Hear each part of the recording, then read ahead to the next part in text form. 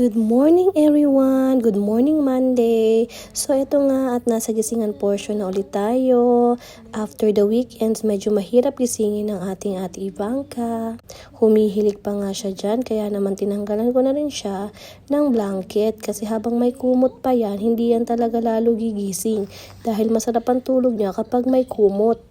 Muntikan pa nga po tayong masipa ng binibining maganda. Ayan, ayaw pa niya talagang gumising. So sinabi ko na kukunin ko yung mga laruan niya. Sanay nga pala siya guys na may katabing laruan. Kahit ano, kahit Play-Doh, ganyan. O kaya basta may hawak siya pag matutulog siya. Maya-maya pa nga ay napilit ko na rin siyang magbihis. At syempre guys, siya na ang bahalang mamili ng kanyang damit. Siya na talaga yung namimili. Susuotin niya sa araw. So ngayon ay ayaw niyang magsuot ng uniform. Gusto niya mag-rainbow skirt daw siya.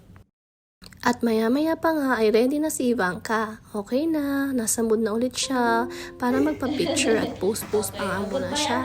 So yan, nalabas na at papasok na sila sa school kasama ang kanyang tito at na maghahatid sa kanya.